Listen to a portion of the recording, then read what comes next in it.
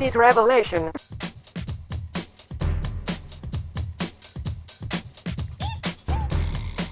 I'm Donald Trump, and I approve this message. This is a conspiracy.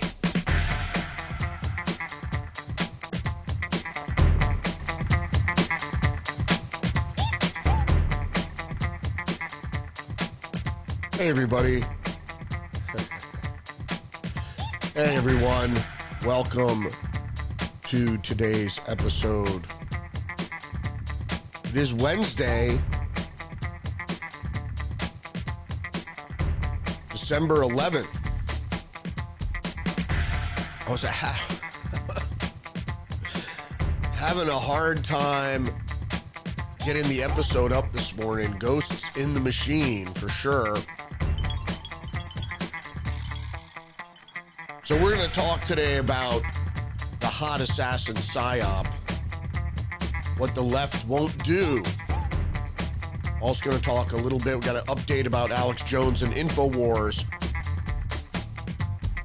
So welcome everybody, you're much appreciated.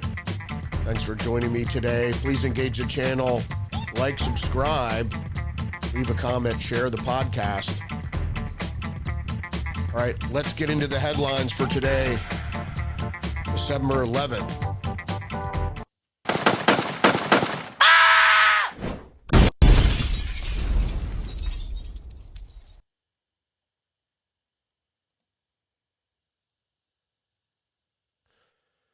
First story up today is from the New York Post. Who is Luigi Mangione, suspect in United Healthcare CEO Brian Thompson's killing? Well, they say he's a 26-year-old Ivy League grad and seething anti-capitalist, cops and sources say. The suspect was found with a ghost gun that apparently he committed the murder with, mask, and writings linking him to last week's deadly ambush outside a Midtown Manhattan hotel. And it sparked massive days-long manhunt with everyone speculating online, who is this guy? Mangione graduated in 2016 as valedictorian from Gilman School, an all-boys school in Baltimore, Maryland. That cost upwards of $40,000 a year. He went on to study at the University of Pennsylvania, where the tech hotshot graduated cum laude with a Bachelor of Science and Engineering degree, Computer and Information and Sciences in 2020. Mangione belonged to a group of Ivy League gamers. Now listen to this. Ivy League gamers who would primarily play assassin games, the report claims. Among Us, a game where some players have to secretly kill others without raising suspicion. All right, so is this a cosplay? What is this guy LARPing?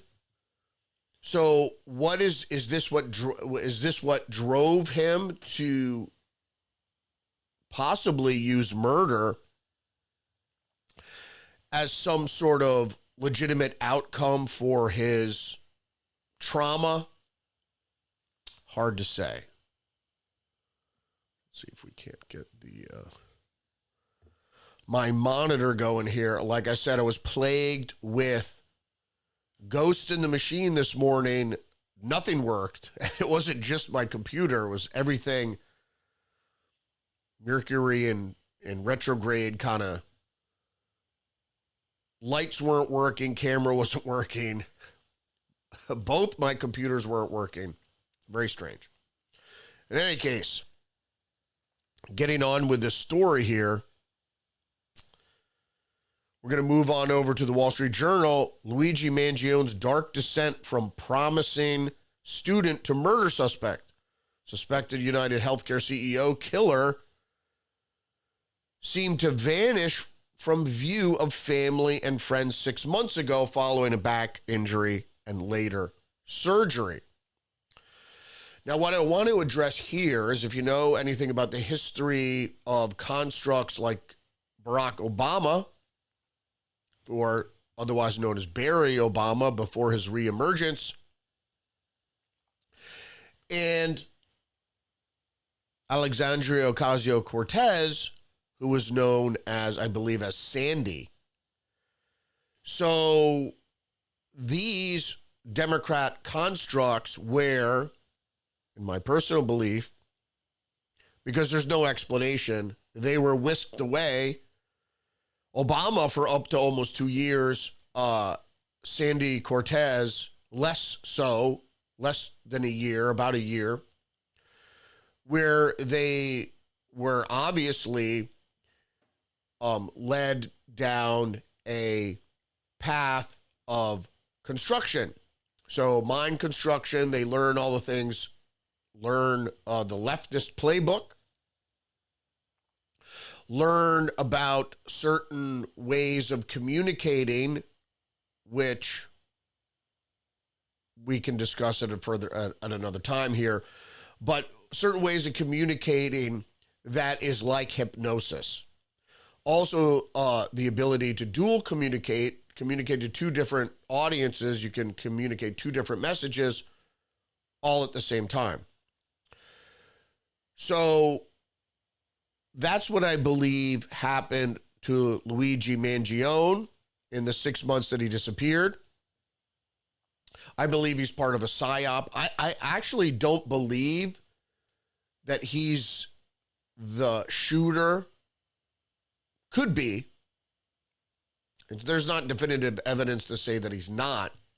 But usually in things like this, if the whole thing isn't a construct, if the CEO was actually shot to death, where I finally found unedited version of the surveillance, the CCTV footage that showed the murder, which is also very strange. But, let's not digress there. But I finally found an unedited version that shows him shoot the guy where he physically reacts.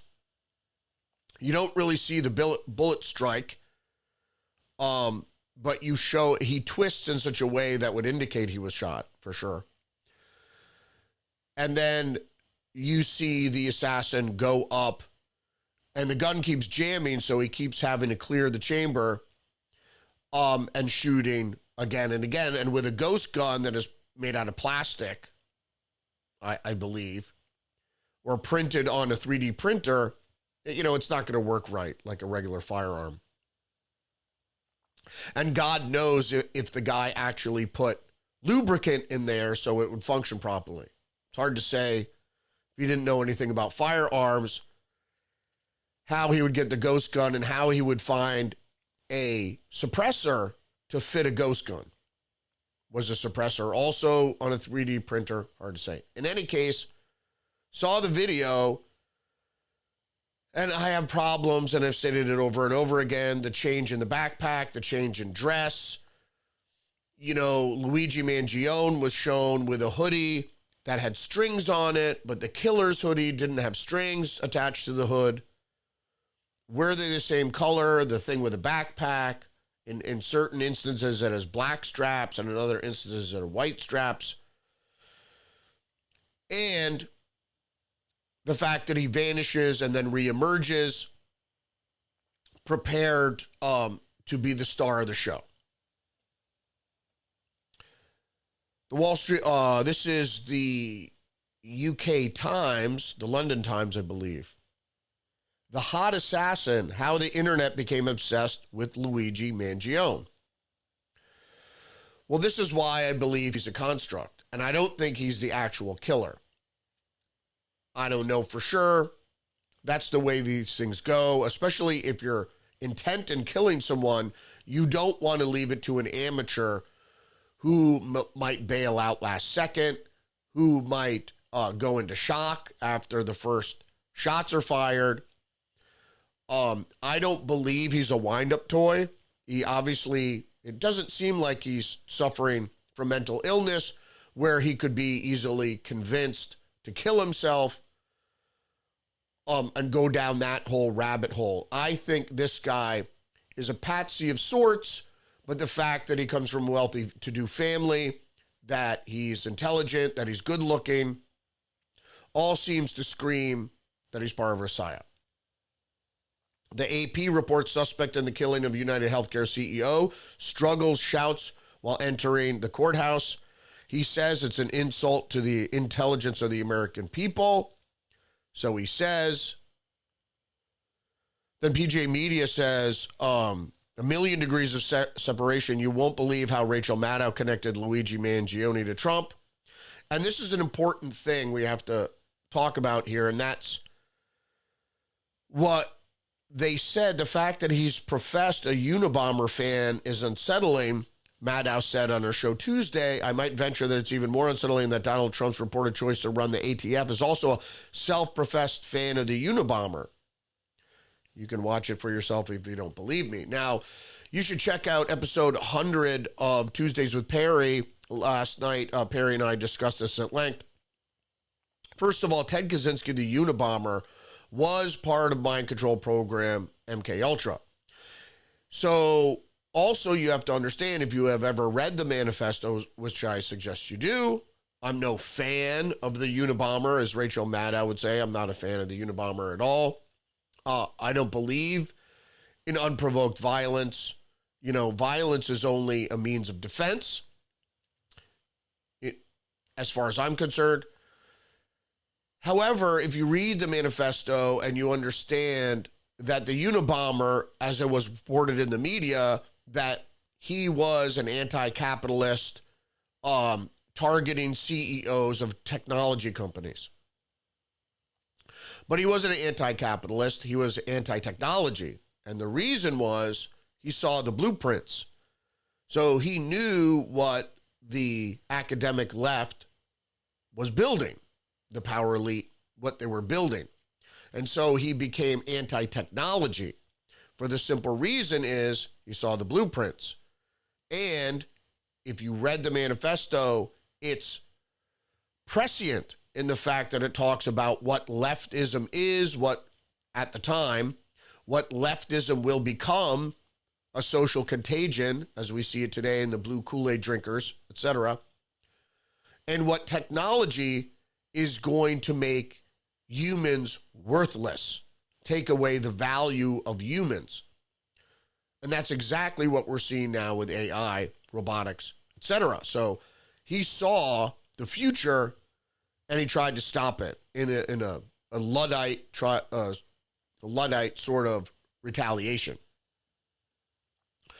The guy today, this Luigi Mangione, is not anything like the Unabomber, and the fact that his internet history was scrubbed and then rewritten, and one of the rewrites was his supposed or purported comments on Goodreads, his review about the Unabomber's manifesto was put into a book, etc. Plus, as PJ Media reports, the left keeps supporting truly evil people, which this guy is now touted, supported, and egged on online. The New York Post is reporting socialist professor at UPenn hides social media after celebratory post about CEO murder suspect goes viral. After Mangione was taken into custody as a person of interest on Monday, UPenn professor Julia Alaskeyeva appeared to share several social media posts fawning over the murder suspect. In one TikTok, Alexeyeva, who posts under the name Soviet, so she's a socialist, and it also says in her profile that she's a socialist. Fervent smiles while playing the song Do You Hear the People Sing from the famous musical Les Mis. Have never been prouder to be a professor at the University of Pennsylvania, she wrote cryptically. So she was obviously supporting this guy. National Review says maybe they just like violence. Righteous backstory the left's political entrepreneurs have crafted for Thompson's alleged killer doesn't remotely resemble the suspect's background. Indeed, the boutique, but nevertheless coherent ideological affinities to which the shooter was supposed to subscribe don't seem to match up with his adult thinking at all. In this article by Noah Rothman, maybe promoting a political outlook peculiar to the far left wasn't the objective at all. What they're saying here is what's being put out there seems to the educated eye seems to be crafted. The uproar in blue sky in the leftist echo chambers, the things being reported on him, the fact that he is being lauded all over the internet by all sorts of trolls, sock puppets, bots, everywhere you go on the internet. For every dissenting voice, there are thousands of pro-assassination voices. Plus, you have this guy to come out with a ghost gun. So apparently he wanted to bomb him. But the timing is suspect, obviously. That's what makes it an intelligence operation. It's all the timing. It's in New York City, the same time, same place and same time when Daniel Perry was getting vindicated. Daniel Penny. The subway chokehold guy was getting vindicated. This happens. So, because that, which I believe that was also an intelligence operation, that went south. It didn't get the effect that they wanted it to get, even though they marched out BLM to try to get, everybody in an uproar over the killing of Jordan Neely. Nobody cared. People are done with that shit. So they had to get another op going. And so I believe that this is an op. The fact that he had a ghost gun, the fact that he was arrested now he wore gloves to shoot the ghost gun, but then he kept the ghost gun. I don't get it. Then he also kept on his person writings indicating that he was the killer. Plus he went to a public restaurant to sit down and eat. Why wouldn't he just go through the drive-thru and eat in his car or eat on a park bench or whatever? Maybe it's too cold. He couldn't go home. He was on the way home. How was he getting home? How did he get to New Jersey? Was he in a car? What's going on here? He had fake IDs. Did he have any fake credit cards? Did he have apparently he had plenty of cash on him. What's going on here? Why are you still have the murder weapon with you? Only if you want to get caught and be named as the guy.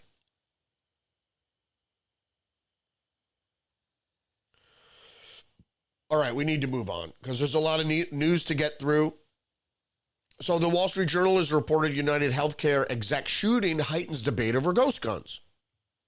3D printed weapons like the ones police believe suspect Luigi Mangione used are increasingly common. This is my point. Ghost guns aren't effective. It's like a zip gun. If you know what a zip gun is, it's a gun made with a nail and a rubber band that could effectively fire a round of ammunition, a bullet, if you were. So they don't make sense. And for like one shot, maybe to get through a metal detector, maybe. But if you're doing what Luigi Mangione was doing, I'm sure you could get your hands on a regular firearm, right? Or use a knife, whatever, or a club. Why is he using a silencer? I don't know. It just, the whole thing seems a little bit contrived to me. But whatever, he's a tech geek. He printed himself a 3D gun, a ghost gun. My problem with ghost guns are they are preemptively going after ghost guns because in the future, when they ban all guns, they don't want you to be able to print guns. But ghost guns are not effective weapons. Obviously, effective here, and maybe that's one of the reasons they were used in this type of crime, is to say, see, they're very effective. You could talk to most gun enthusiasts and say ghost guns, aren't that effective. It's like bump stocks. But whatever. I'll probably get inundated with comments about how ghost guns are effective firearms. Whatever. I don't believe so. I think plastic guns, like I said, is it a plastic barrel? I mean, I don't know how this would even work. It would have to be a metal barrel, no? I mean, in all realistic, all the other pieces can be plastic, but the barrel itself has to be metal. All right, more news. Important headlines here. Judge rejects sale of Infowars, which is Alex Jones's website, to The Onion. The Onion's bid for the conspiracy website was supported by the families of the victims of Sandy Hook shooting and a nonprofit focus on ending gun violence, which was Bloomberg's group.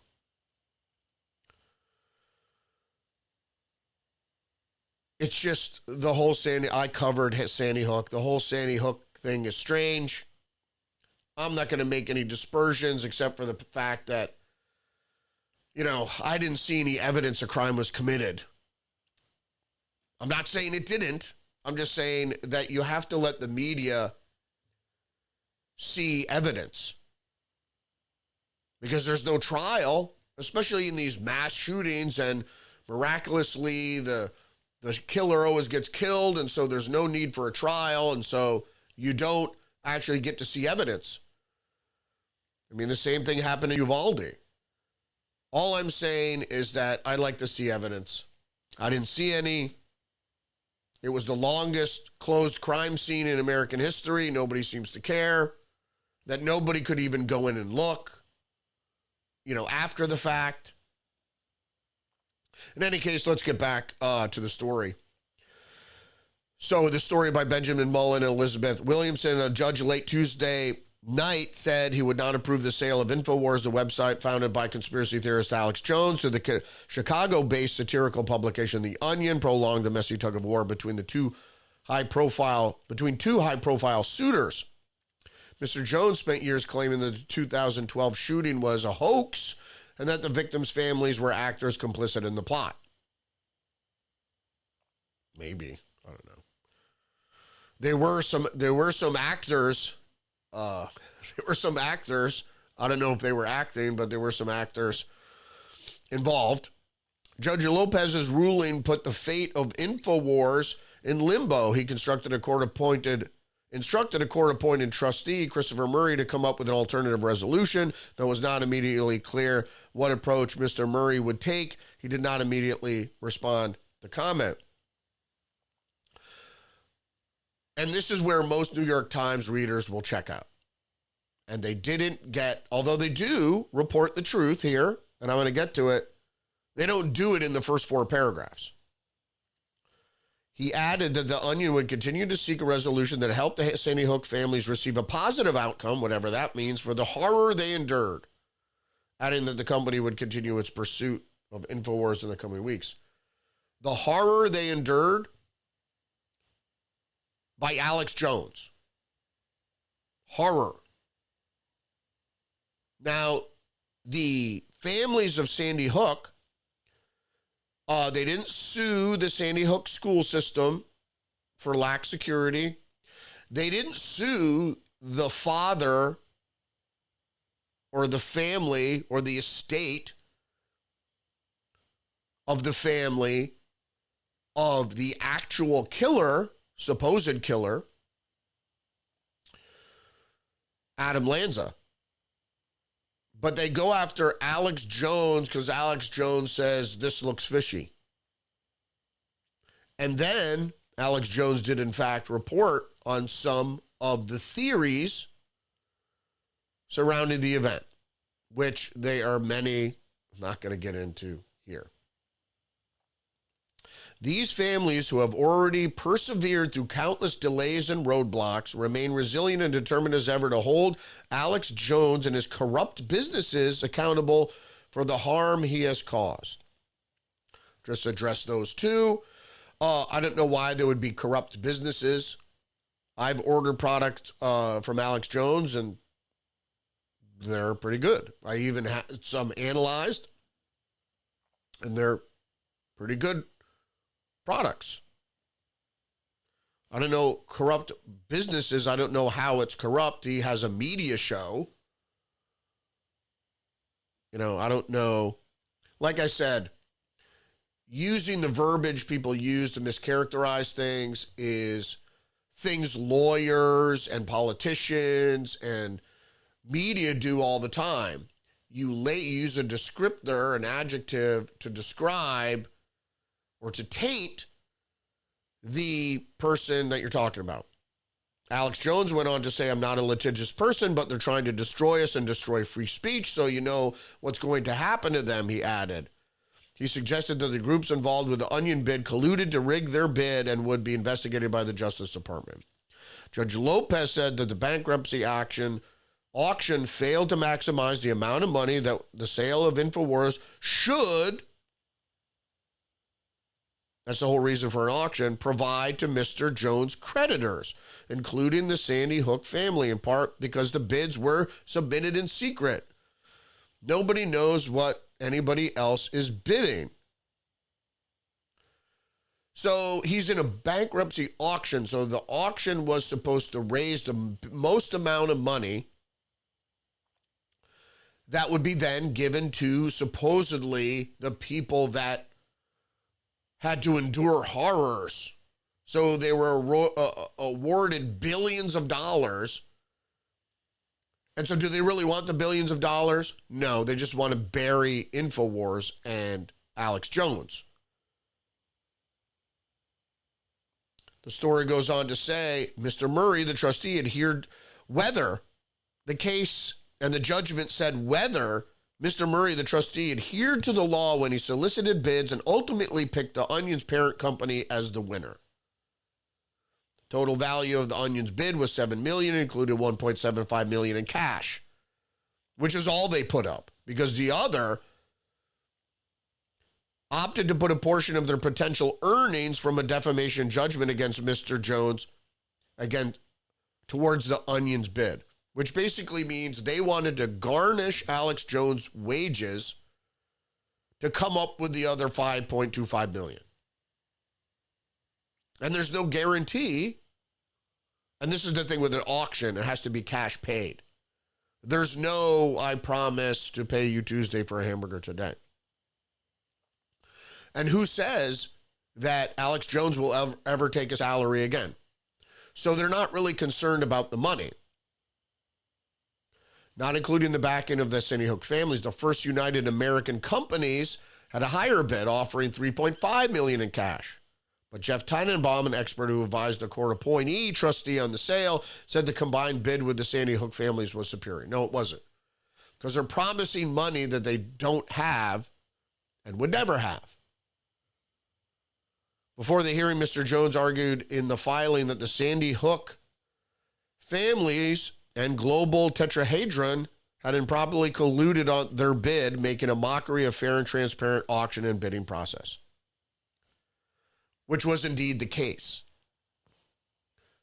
So, they don't, like I said, the whole thing is to shut Alex Jones down, shut him up, and they even wanted to take his X handle, which Elon Musk got involved in the case and said there is no way that X would ever award real Alex Jones's Twitter handle to these people. More news from the Federalist. Data shows there's no epidemic of violence against trans people.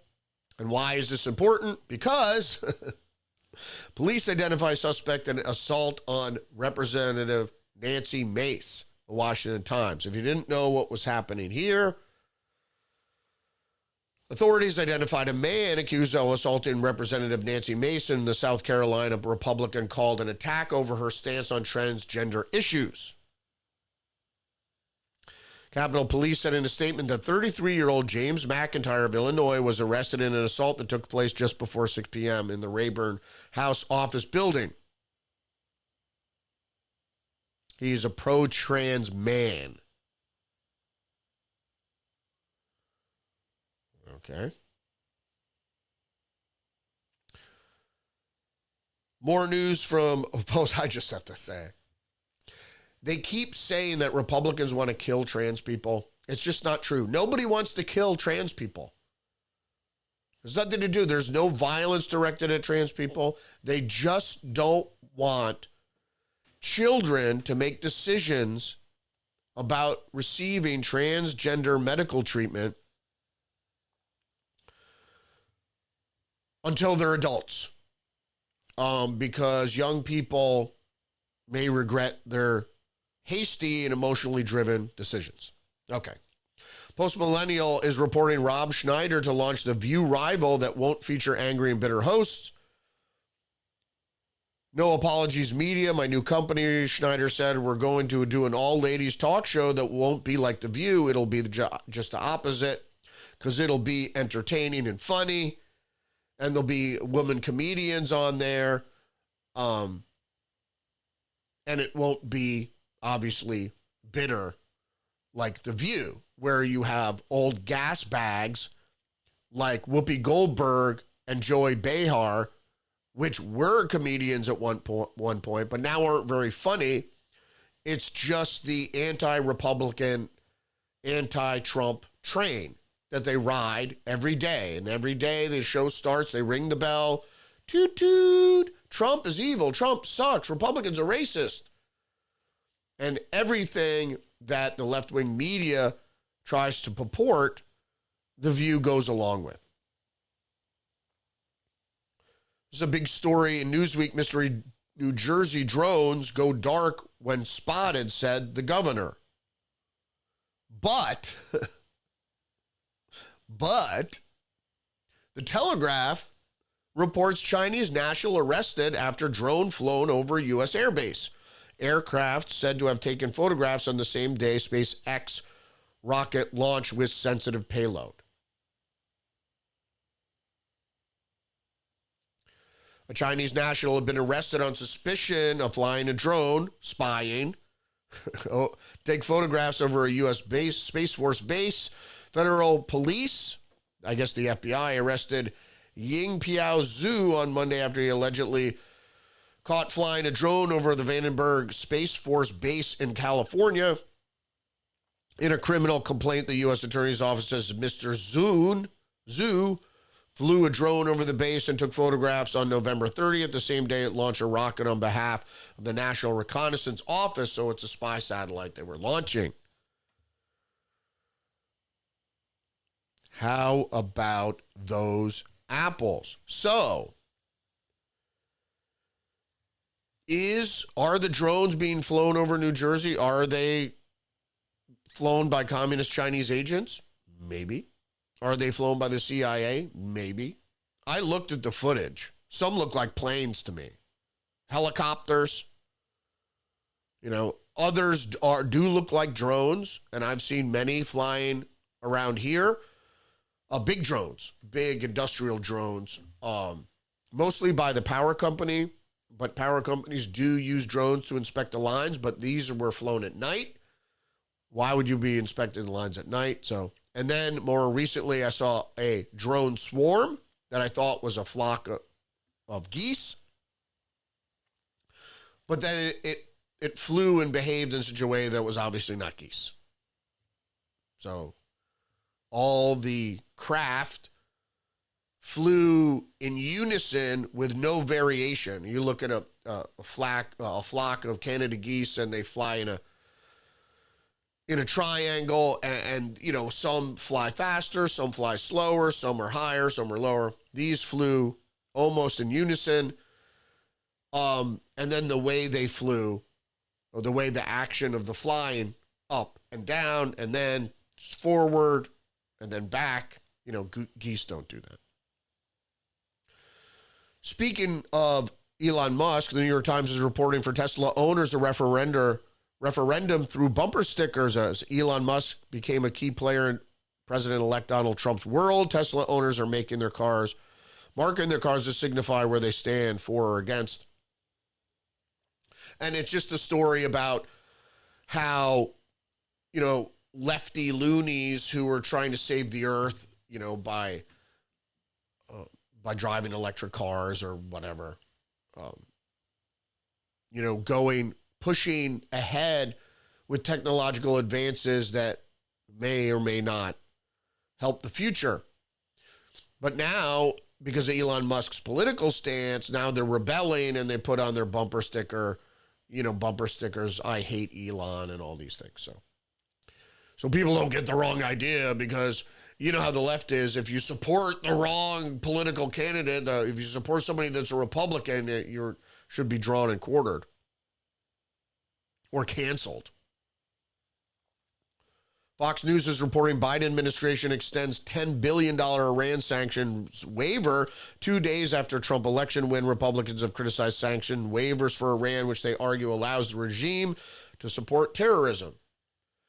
It's the same thing with China, okay? If you find a state is an enemy of the United States or opposed to freedoms or whatever, and you use sanctions, which I don't really think are effective, then you can't relieve them of sanctions right in the midst of them enriching nuclear fuel. It's the same thing with China, though. Why we made them or gave them basically a rival economy. Why did we do so? I don't know. Reuters is reporting Biden hails economic record, warns against Republican return to the trickle-down economics. But CNBC reports annual inflation rate accelerates to 2.7 in November, so it ticked up another tenth of a point, as expected. Why was this as expected? Because the Biden administration in their late days keeps spending as much as they can outside of Congress, which the executive is not supposed to do at all. More news, International Business Times. Heartsick Marjorie Taylor Greene says Georgia woman died in car crash with bomb squads responding to threat against her. My prayers are with Tammy Pixelheimer, her family, the officer who was injured, and the entire Rome Police Department. Her prayers are with. My mic is about to go out.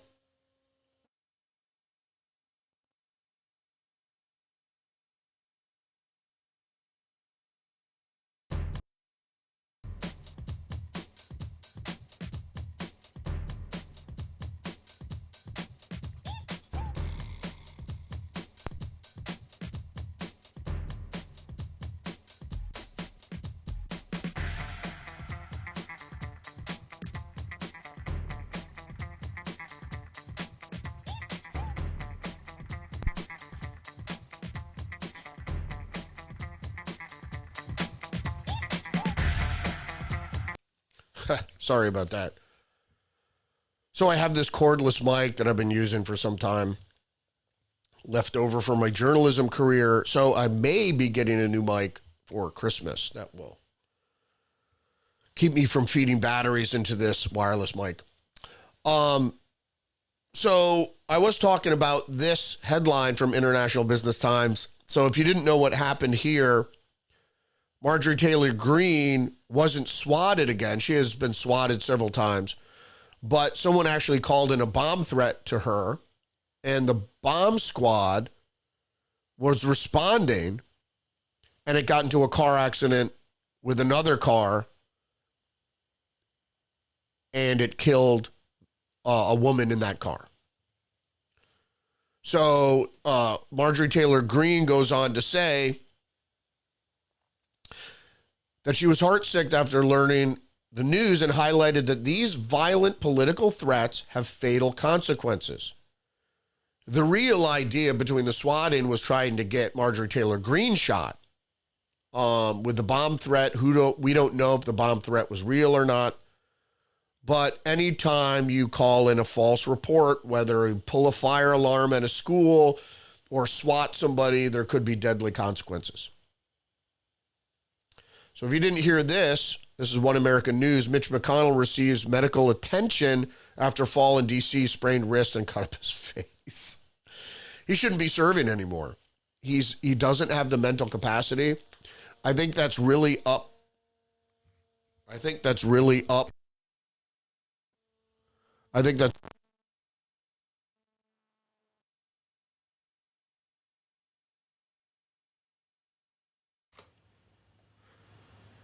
all right. Well, that's not going to work. So, I have to use my backup mic. So,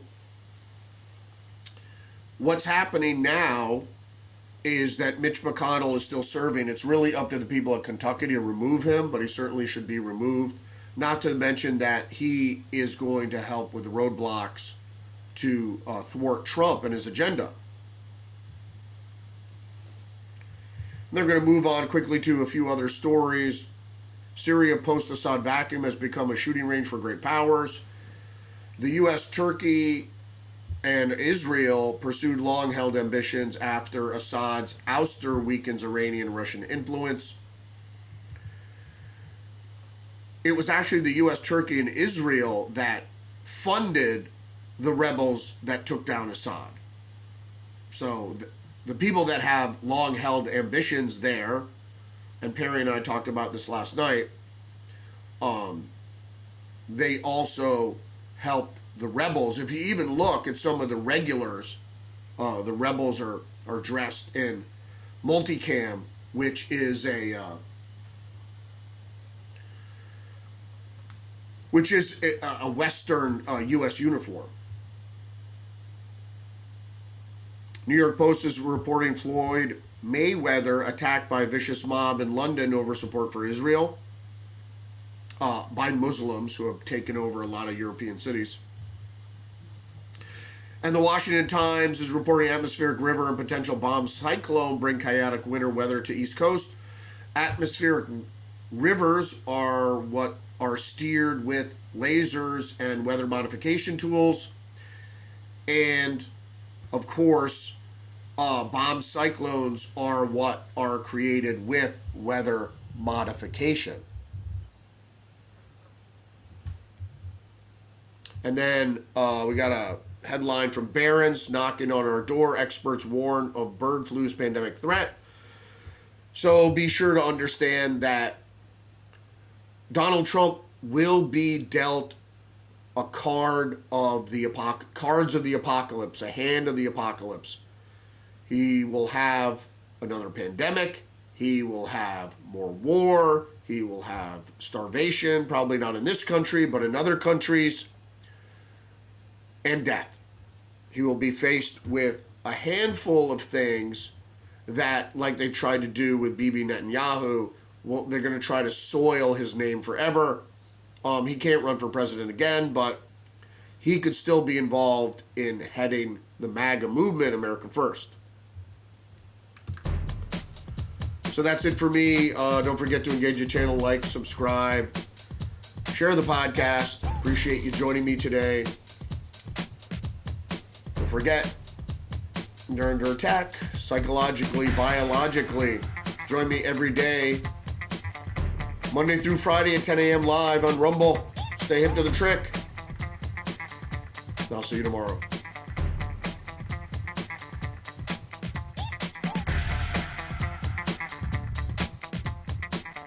I'm an American. I have rights. Google me, bitch! Google me! Rudy's Revelation.